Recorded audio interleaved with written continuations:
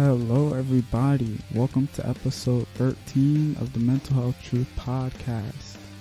I am your host, Marcus, but you can call me Truth. So here it is. This is the ending of the 3-part series. The first part we did, those racial and ethnic differences in mental health. Then we went to the second part, which was gender differences. Now we have arrived at the last part, which is the LGBTQ community.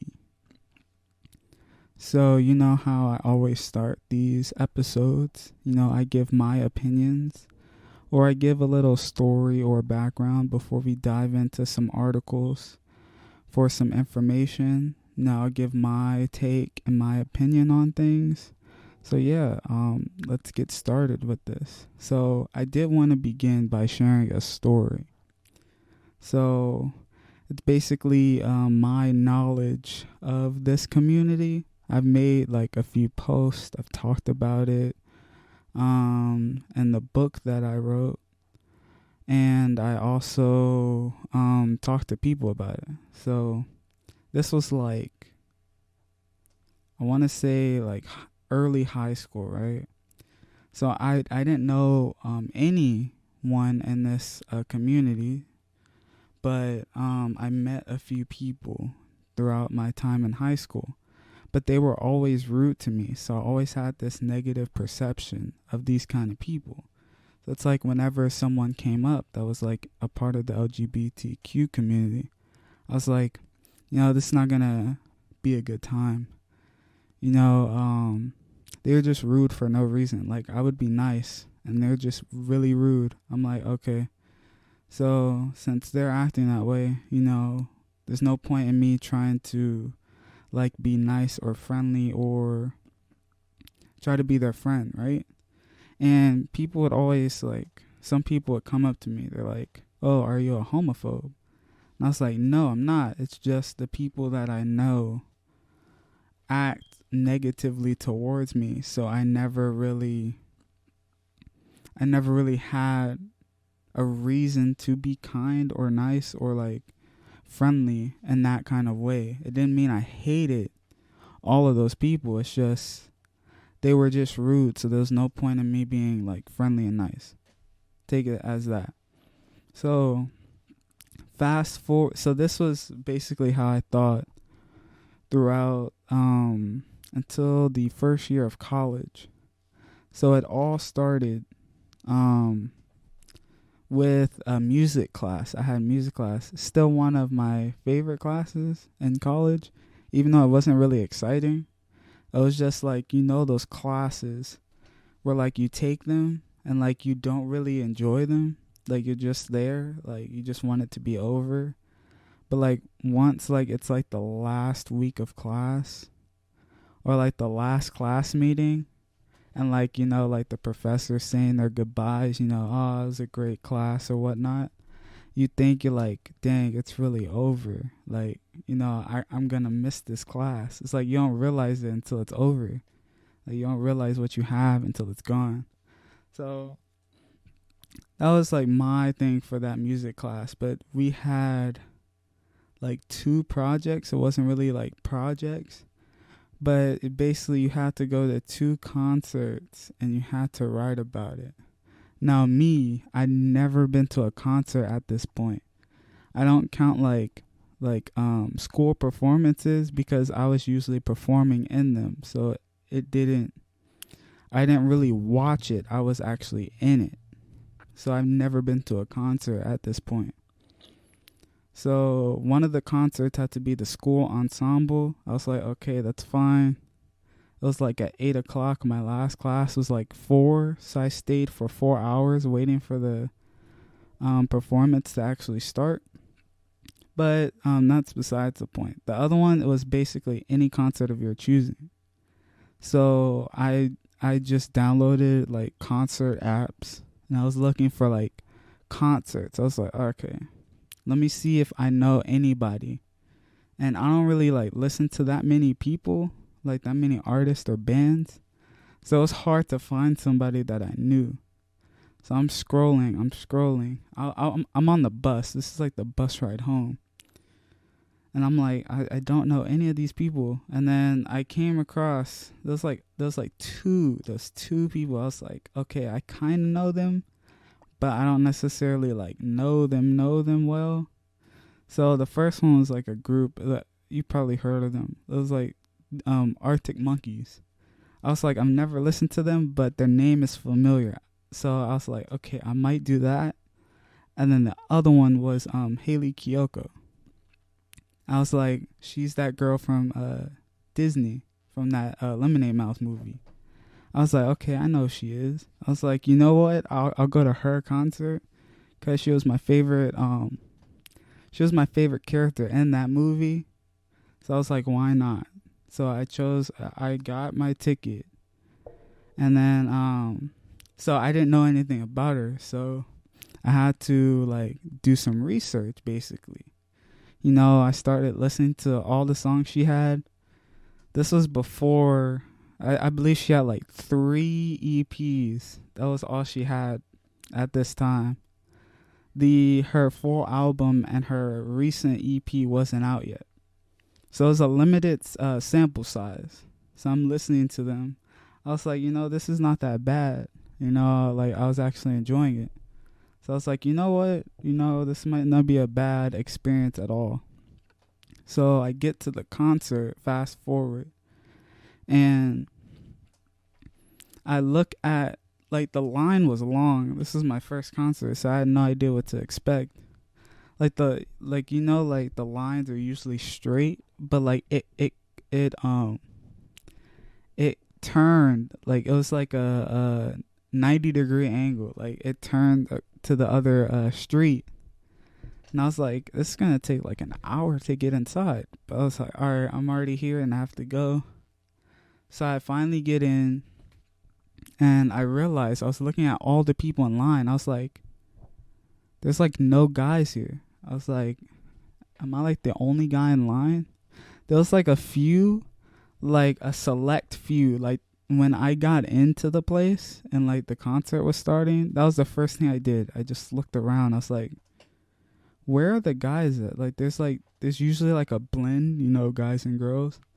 But it was like 99.5% like girls and then like 0.5% guys. I was like, I only counted 5 guys. A whole venue, only 5 guys. I was like, okay. And I'm not including myself, so it's really 6. A total of 6 guys there. I was like, okay. That's kind of, I didn't expect that. And then I started looking at like the kind of people that were there. And then I remembered during my research, I was like, oh yeah, she's a part of this community. She's a part of the LGBTQ, as she is a lesbian. You know, and like her nickname is basically Lesbian Jesus, if you didn't know. So I was like, okay, things are starting to make sense. And it wasn't like I'm not going to fit in, I'm just going to leave. I was like, it didn't really matter to me at that point. It didn't matter like what kind of orientation or like what group she was involved in. So the concert starts, and it was a good concert. Like I'll never forget it. Like I record the concerts that I go to or the events that I go to. So I still have like the videos from like the very first concert and everybody screaming. And so I enjoyed it, right? And this was like the start of like my obsession like with her music. And fast forward, so that's when my like perception changed. I was like, you know, these people aren't bad at all, right? You know, like it was just the people that I met weren't good people. But there's like a lot of good people here. And then fast forward, you know, I went to a meet and greet. Again, I counted. Every time I go to an event, I count how many guys are there. There was like 5 again. But like these guys were either, They were either old guys that were like they had like a daughter. They were like taking their daughter to go see it. So I'm like, okay, so they're not necessarily a fan, so I can't really count them. Or it was guys that were like with their girlfriends that they brought them there. So I'm like, okay, they don't really count either. So at the end, it was really just me. So I was like the only dude. I was like, okay, that's fine. But so basically I was like in this community but not in the community at the same time. Like I'm not associated with it, but like I'm around those people through a lot of the time, right? And it's like every time I go to an event or a concert, it's like that. But I wanted to share that to show like the perception that I had was changed and it was different based on the type of people, and that I am always around that community. I've met people throughout the way, and like they're like cool people. There's like nothing like wrong with them. They're just like normal people just trying to live their own life. It's just they have a different orientation that people don't necessarily accept all the way. And that's what we're going to dive into with these few articles. I don't have a lot since I knew I had a story. I didn't want to go overboard. So we have 3. So the first one, LGBTQ plus communities and mental health. And actually before I want to start, I wanted to talk about, I made an article about this. Just like I called it was like the problem with like this community since I've been around them, like around people, just hearing some of the things that they say and just how like it's like very rare that these things could happen. Like for example, I know some people in this community, like basically there's a bunch of different like genders and like sexual orientations, right? And there's different, it's basically like learning a new language, right?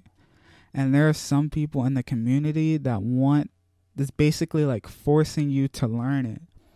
And whenever someone doesn't understand it or someone says a term that's wrong, they get upset about it. But it's like, I understand you're upset, but how are you going to expect other people to just fully understand it when they're not necessarily in that community? It's like it's like forcing people to learn a language that they don't know. Like you have to learn it, even though you're not a part of it and you never had to learn it before. Now it's important, like let's say if like your friend is a part of it and you learn some to like help them out and make their like lives easier, but it's not everyone's job to learn about every single aspect of this. And since you are in the community, you're gonna have many times where you're gonna have to educate people, especially like on your whole orientation and your beliefs. You're gonna have to educate people on that. And again, even though you're gonna educate them, you're not gonna get 100% of people that's gonna agree with you. There's always going to be people that go against it, not believe it, or just not support it. And that's something that over time you'd have to learn to accept, that you can't have everyone agree. But anyways, let's continue. Let's go back to this article. Okay. So 4.5% of the population identifies as lesbian, gay, or bisexual. Of those, over 39% reported having a mental illness in the past year. And that results to 5.8 million people. So that is a lot of people. So people who have a different sexual orientation or gender identity from most people fall under the umbrella term LGBTQ+. It's really important to know that identifying as LGBTQ+ is not a mental illness or disorder. And that's important because some people, I'd say especially like transgender people would say that there's something wrong with them. Like, why would you want to like change who you were when you were born? Why would you want to go to like the opposite side? And like what made you want to change? Like that's a valid question, right? Like what led to you wanting to change, right? Because it's like you're trying to understand like what led them to that decision, right? They didn't just wake up and just like, you know what, I'm gonna change today. You know, it wasn't just like that simple. Like something happened, many things happened that led them to changing. So it's important to like learn and understand about that. So that's not necessarily like a bad thing, but people do say it's a mental illness or disorder, which I don't necessarily believe to be true. Like some people may say like, oh, they're delusional for wanting to change like the person that they were. But it's like at the end of the day, it's their choice, and like if they decided to make it, and if it's not affecting you personally, then like there's no point in being upset or angry about it. You know, like it's their life and they're living it the way that they want. So why are you so upset about it? You know, there's no point. But continuing, many LGBTQ plus experience mental health struggles. The bisexual and transgender communities have the highest rates of mental health concerns within the LGBTQ plus population. So my take on this, so I already spoke about the transgender. It's like people are saying like, why would someone do that? So it's like, you know, like when people, like let's say like you're walking down the street, right? And people just give you that like weird look, like they're not saying something's wrong or something's up, but it's the way that they're looking at you that would make you believe that, right? It's like, let's say you had like a bad hair day, right? And people are just looking at you. They're like, why did they decide to leave the house when their hair looks like that? You know, they could at least wear a hat or something.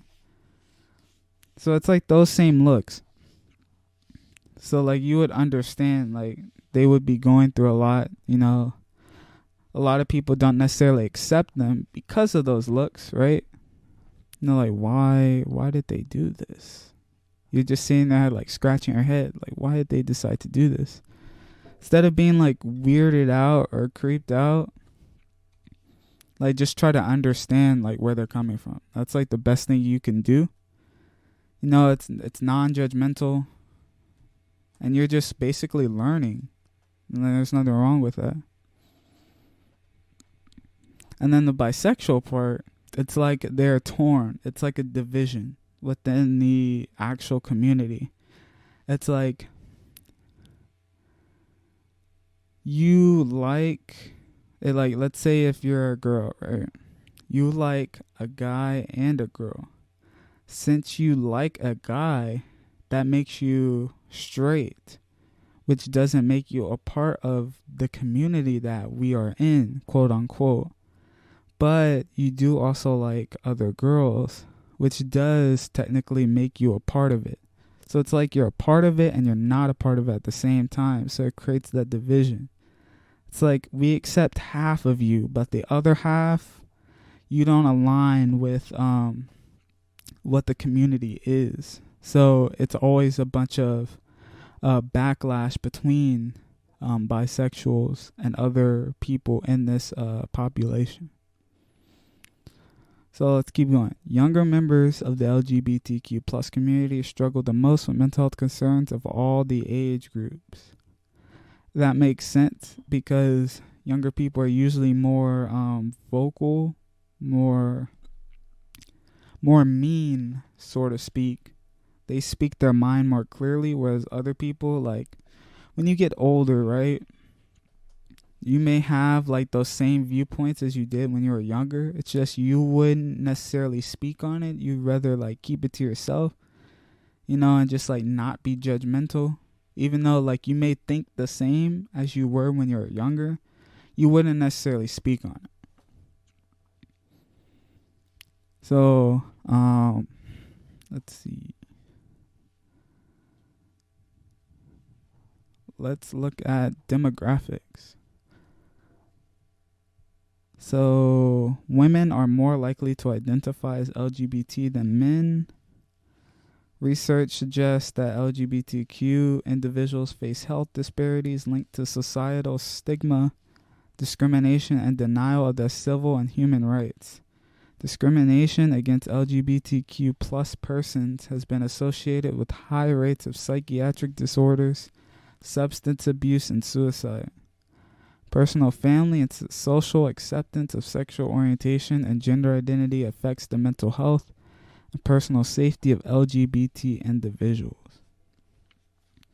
Now, one thing I never understood was like why people won't necessarily accept those other people. Like, you don't necessarily have to talk to them, be their friend, like have a conversation. All you have to do is just accept them, right? No, it was their decisions. You're like, okay, that's fine. And that's it. Like, that's literally it.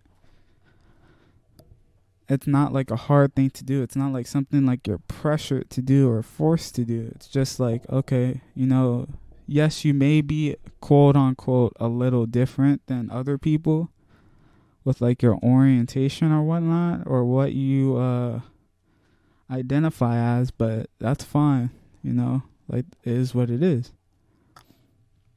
But people don't necessarily see it that way.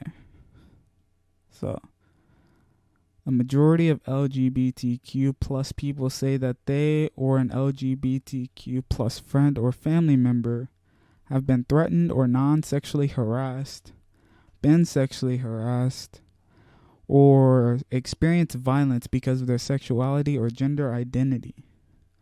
59% of LGBTQ plus people feel that they have fewer employment opportunities, and 50% believe they are paid less than non-LGBTQ plus people. Now, some jobs are like that. They're like, we don't want to hire these kind of people. For example, Starbucks, Chick-fil-A, my old job. There was like nobody that was like a different orientation at Chick-fil-A when I was there. But this was like 4 years ago, so things may have changed. But there's just like, it's like an image kind of thing. No, you don't want, like, it's still seen as like a negative image. Like, you don't want to be seen as, oh, we have like employers that are like from this community. We're trying to have a positive image. So in order to do that, we don't want these kind of people at our jobs. And there's people that have gotten fired when they've come out or expressed themselves. Like, I remember at a job that I had. I'm not going to say which job, but like, they were just gone. It was like, what happened to them? Like, we just assumed that like they got fired because like they never talked about quitting or going to a different job. They were just gone. So we just assumed, okay, that person must have got fired. But it's unfortunate. Like, it's a job, and like these people aren't gonna work any less than others. Like, it's about like your ability to like do your job. And just because you're a different orientation doesn't change how you do a job. It's just how you're viewed and presented that people pay more attention to than your actual abilities. So let's continue. 38% of transgender people say they have experienced slurs, and 28% have experienced insensitive or offensive comments because of their gender identity or sexual orientation. 22% of transgender individuals say they have avoided doctors or health care out of concern they would be discriminated against. And I don't understand that either. Like, why some healthcare and like doctors discriminate. because of, well, especially transgenders, because it's like, okay, how are we gonna operate or view, so to speak, right? Let's say if like a female doctor was with like a female, right? You wouldn't have like a male doctor with a female. So it's like, if you're transgender, which one would you go with? Like, would you go with a male or would you go with a female? It's like, which one would you choose? Would you rather have both? It's just like confusing. So like, they would just rather not go through that process at all and just avoid it. There's no point. I'll be fine. I'll get through it whatever way that I can. And that's it. Now, prevalence. LGBTQ plus teens are 6 times more likely to experience symptoms of depression than non-LGBTQ identifying teens. LGBTQ plus youth are more than twice as likely to feel suicidal and over 4 times as likely to attempt suicide compared to heterosexual youth. 48% of transgender adults report that they have considered suicide in the last year, compared to 4% of the overall U.S. population. So that would be a 44% difference. Even though the transgender adult population is smaller than the overall U.S. population, it's still a huge difference. So it comes to like the lack of support, the whole perception of this community, the way that people view them differently. Like I said before, like imagining walking down the street, just having those looks and stares, and like other things, right? Some people may have different colored hair, different outfits. They may have like the pride flags and whatnot. So it's like they're more open to express themselves. But when like that comes with the looks and the stares and people judging you more often. It's just how the more you present yourself, the more likely it is possible that other people will judge you and view you differently. So it's like you can either express yourself and be proud of who you are, or kind of keep it in and just never show people like the kind of person that you are. So, access/insurance. In a survey of LGBTQ plus people, more than half of all respondents reported that they have faced cases of providers denying care, using harsh language, or blaming the patient's sexual orientation or gender identity as the cause for an illness. Fear of discrimination may lead some people to conceal their sexual orientation or gender identity from providers, avoid seeking care altogether.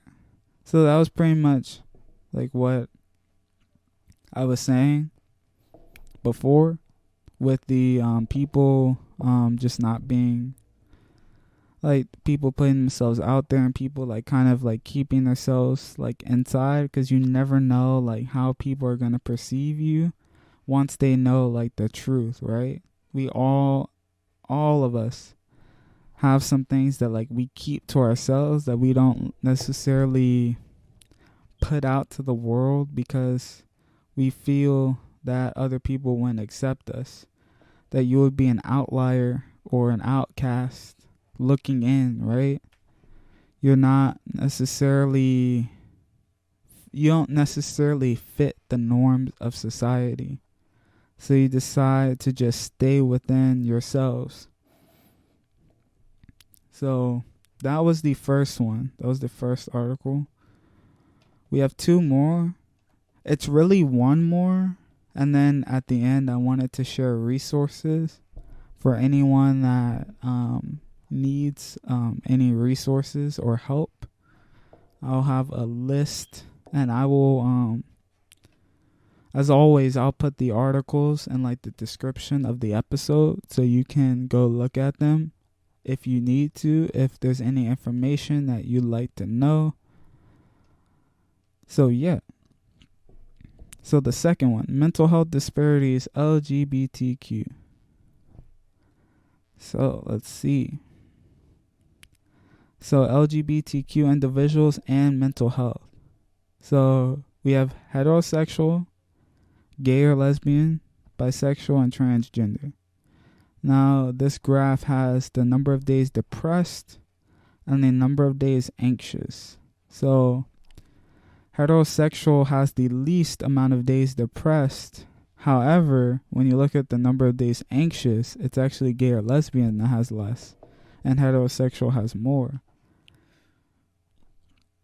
Now, what would be the cause of this is really unknown. It depends on each individual person and what's going on in their life. You can't make like a general assumption. So, and then you have bisexual and then transgender as the highest. So, let's see. Some people identify as another gender, example man or woman, while others adopt a non-binary identity, example gender queer, or no gender at all, queer/questioning. Some transgender people seek medical or surgical treatments to help with gender transition, while others do not. One recent study estimated that there are nearly 1 million transgender people in the U.S. It's a lot of people. And this is something like before when I talked about like you can't expect people to know like everything. So like especially with the genders, right? Like the non-binary and then the no gender at all, like those are like necessarily hard to understand. Like only people that like identify themselves as that truly understands what it is. So you would end up having to explain it to other people regardless, even though if you feel like upset or irritated about it. Because let's see, let's do a quick search right here. Let's look at how many genders are there. In 2020, how many genders are there? Let's see, how many do we have? How many genders are there? Now, some people still say there will be 2 genders. So there's like different ways of looking at this, right? You could say there are 2 genders, but there's many different orientations within those 2 genders that people associate with. You can say it like that. Or you can just say, no, there's not 2 genders. There's a multitude of genders, and we associate with one or actually more than that. Just like sexual orientations, right? You could be one gender but have multiple sexual orientations. So let me know, what do you think? What do you think would be better? Saying there are 2 genders, but within those 2 genders, there are many different classifications that you would identify as. So you could be like, oh, I am a male, right? That's my that's my gender. But I associate myself as, let's say, quote unquote, gender queer, right? Or like questioning. So like you keep like, it's many subcategories instead of just having like a variety of like genders. So let's see, this was a list. So how many genders are there? So currently they have 112 genders. Now, how would you expect someone to understand all of these, right? Now, let's see some of these examples, right? There's system gender, a gender that is the sum of all the genders within a multiple or median system. Like, for someone that's reading that, right? What does that mean? Like, how can you accurately define that? It's like, I've never heard someone say I am system gender. But Let's see another one. Trigender, the feeling of having three simultaneous or fluctuating genders. So now we are able to have more than one, right? And see, this what goes with having two genders but having multiple subcategories. So let's say you associate yourself with one gender, but you have three different subcategories within that gender that you associate with. I feel like if you had that, it would be much more easier for people to understand and for people to get. But let's see another one. Trigender, a gender that stretches over the whole spectrum of genders. Again, what does that necessarily mean? Like, all these definitions are so broad. It's like, how do you... All right, perigender, identifying with a gender but not as a gender. Like, again, how do you describe that? There's proxivere, a masculine gender similar to a boy but on a separate plane and off to itself. Again, what does that mean? That's not very specific. Vosigender, a gender that is weak or hollow. Another generalization that doesn't really have a specific meaning. Let's see, what else? Heliogender, a gender that is warm and burning. Again, what does that necessarily mean? Gyrogender, having multiple genders but understanding none of them. I feel like a lot of people don't understand a lot of these. Let's see.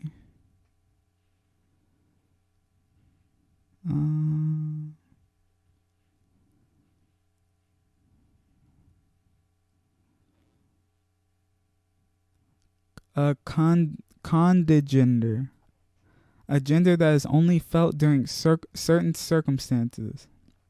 So now it sounds like we're able to choose, right? You know, some days I feel like these genders, on other days I feel like a different gender. It's like reading these, like, it's hard to like really get people to understand what these actual genders are.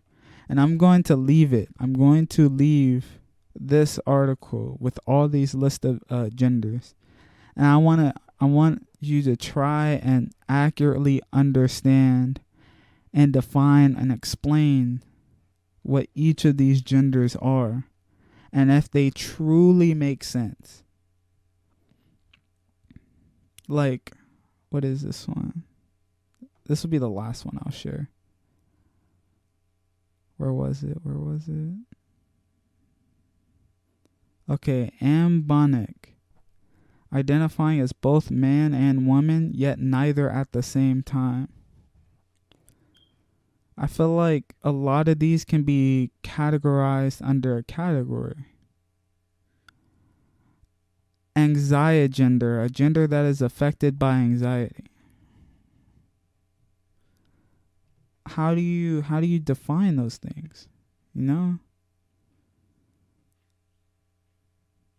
Like, and there's like another list on like sexual orientations. That one makes more sense, but we're just gonna stick with the genders part on this one. So yeah, 112 genders. But let's keep going. Let's go back to the article. Let's see. LGBTQ individuals are more than twice as likely as heterosexual men and women to have a mental health disorder in their lifetime. They are 2.5 times more likely to experience depression, anxiety, and substance misuse compared with heterosexual individuals. Women who identify as lesbian/bisexual are more than twice as likely to engage in heavy alcohol. So if there's the sexual orientations, and then and then you have considered attempting suicide. So heterosexuals 2.3, Gay or lesbian is 4.4. Bisexual 7.4. And transgender is a whopping 30.8. That is such a huge gap there. So stigma and discrimination. Many LGBTQ people have reported experiencing stigma and discrimination when accessing health services, leading some individuals to delay necessary health care or forego it altogether. LGBTQ individuals may have less social support than heterosexual individuals, particularly if they live in a region without a large LGBTQ population, or if they have experienced rejection by their family of origin. Bisexual people may feel particularly isolated, experiencing stigma both in society at large and within the LGBTQ community. So like we said before, it's torn between, it's like a mixture of being straight and gay at the same time. But since you also have a straight aspect, we're not going to take you as seriously as in this community. So that was it for that one. So now we get to the resources. So resources for LGBT youth and friends/supporters. Gay, lesbian, and bisexual teens. Facts for teens and their parents. And we have Gay, Lesbian, and Straight Education Network. GLSEN Student Action.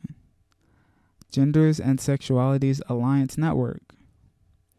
HealthyChildren.org. Health Concerns for Gay and Lesbian Teens.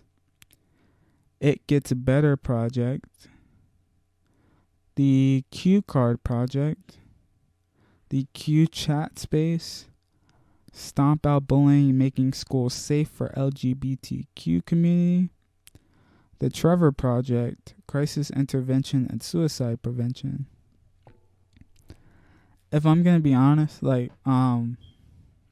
before I did the whole crisis counseling thing, that was going to be my second option, doing the crisis, basically doing it for the Trevor Project instead of crisis text line.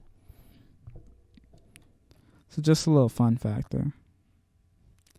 So there's the Advocates for Youth, LGBTQ Resources for Professionals, Healthy Lesbian, Gay, and Bisexual Students Project, Just the Facts, a primer for principals, educators, and school personnel, Understanding Sexual Orientation and Gender Identity, Bullied, a student, a school, and a case that made history, teaching materials for educators.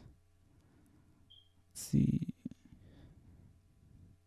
The Family Acceptance Project, kidshealth.org, Sexual Attraction and Orientation, Parents, Families, Friends, and Allies of Lesbian and Gays, PFLAG,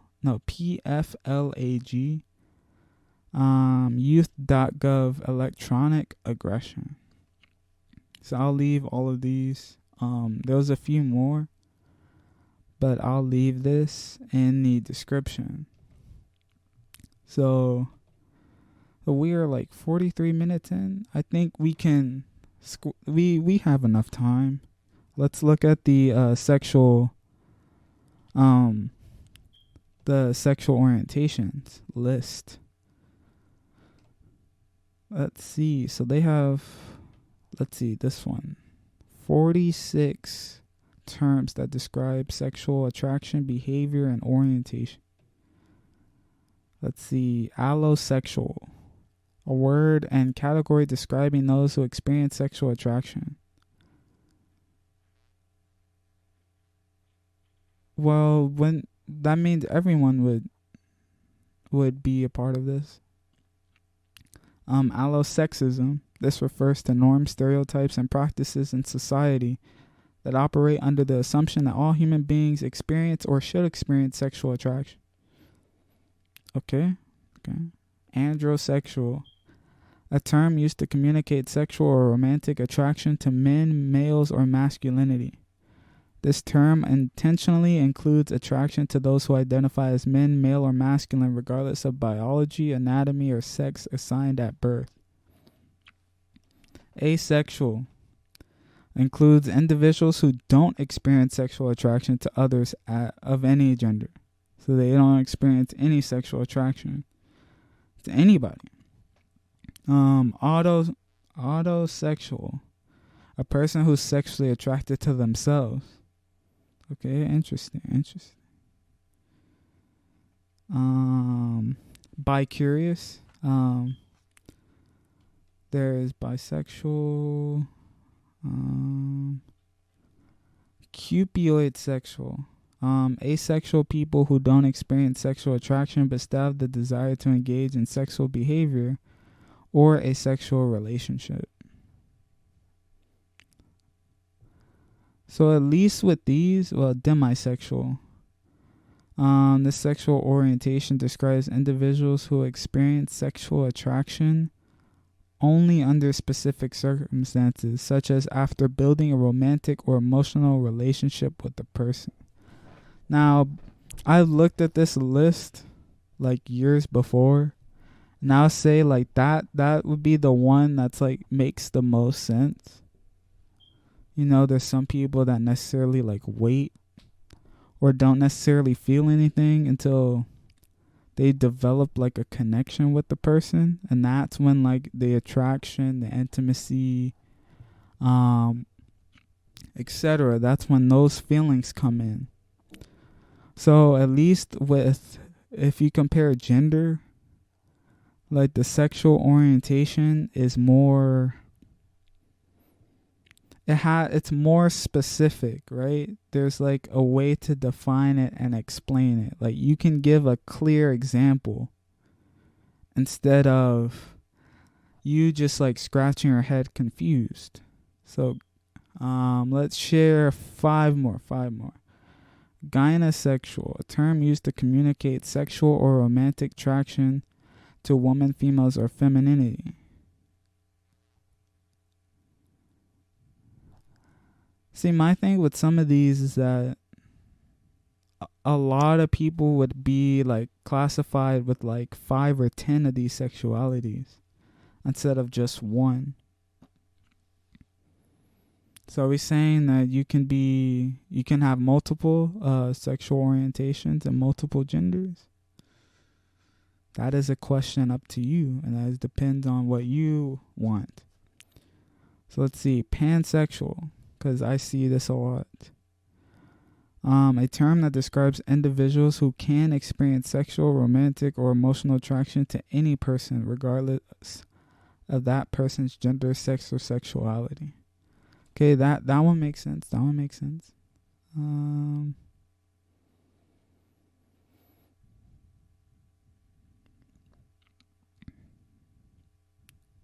see, is there any...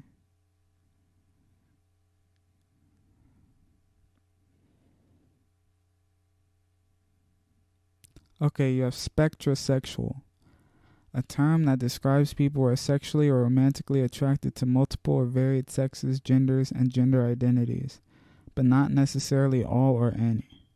So keep that in mind. There's another one that I saw.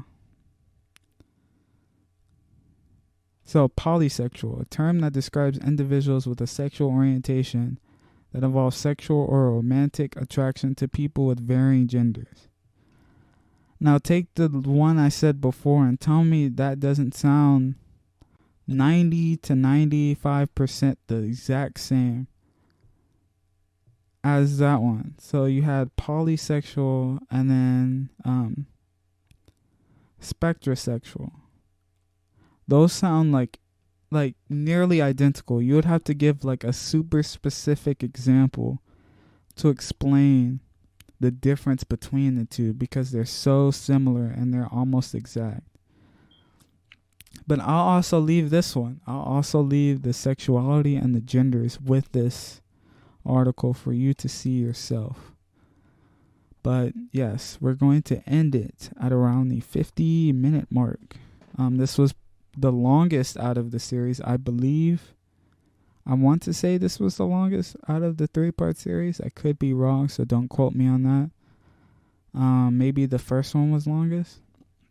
But anyways, this is the end of episode 13. I hope you all enjoyed.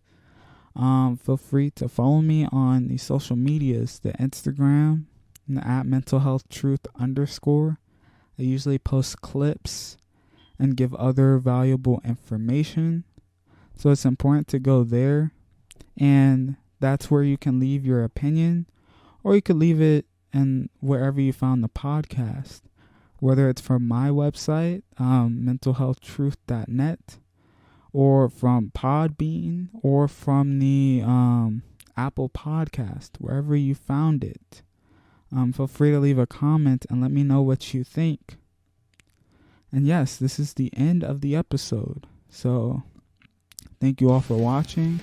And as always, Truth signing out. Goodbye, everybody.